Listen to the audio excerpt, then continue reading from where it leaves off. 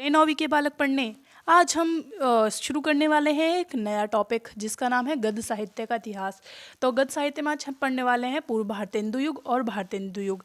इनके कुछ महत्वपूर्ण बिंदु हैं, हम उनको बताएंगे। आप चाहें तो लिख भी सकते हैं और इसमें द्विवेदी युग भी पढ़ाने वाले हैं आज आपको।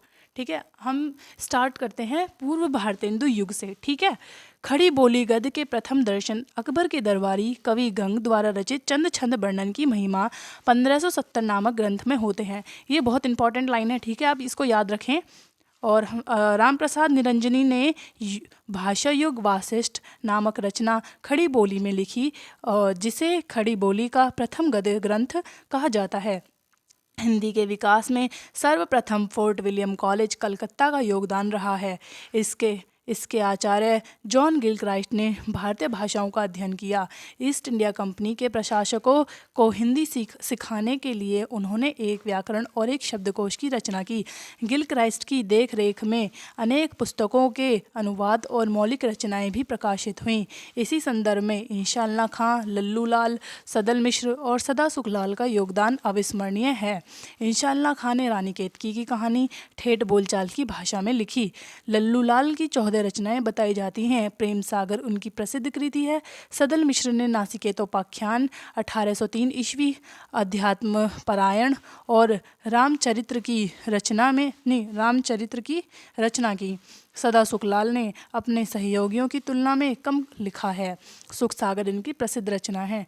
खड़ी बोली के विकास में ईसाई धर्म प्रचारकों ने भी पूर्ण रूप से सहयोग दिया। बाइबल का प्रचार करने के लिए ईसाई मिशनरियों ने खड़ी बोली गद्य में इसका भाषांतर करवाया और स्वयं के धर्म का संचार किया।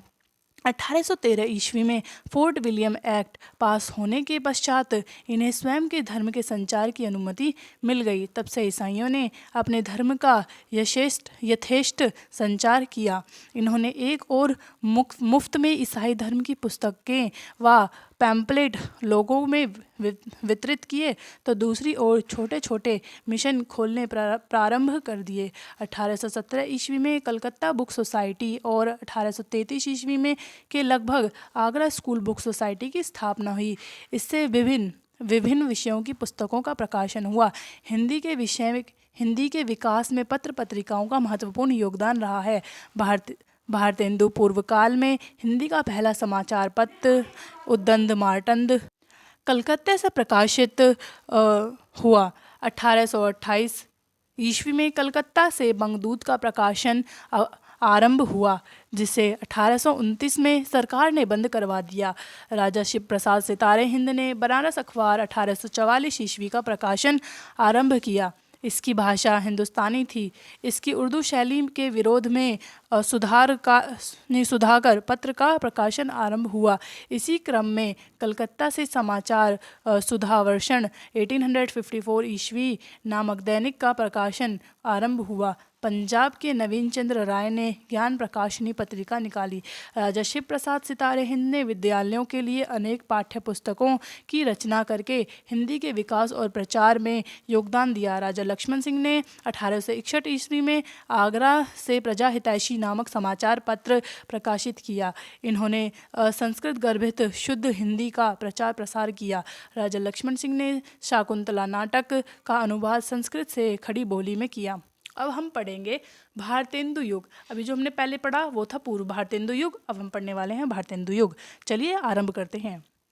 भारतेंदु को आधुनिकता का प्रवर्तक साहित्यकार माना जाता है। इन्होंने हिंदी की विभिन्न विधाओं में साहित्य सृजन किया।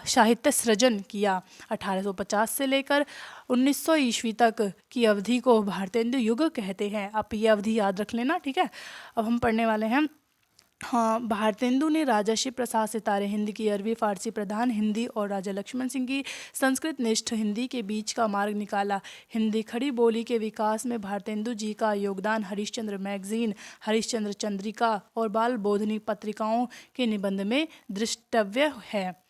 भारतेंदु मंडल के रचनाकारों का मूल स्वर नवजागरण है।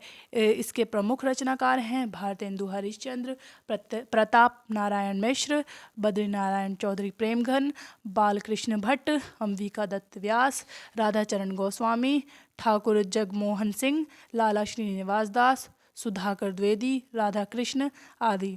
हिंदी के विकास में काशी नागरी प्रचारणी सभा और इंडियन प्रेस प्रयाग का योगदान अत्यंत महत्वपूर्ण है।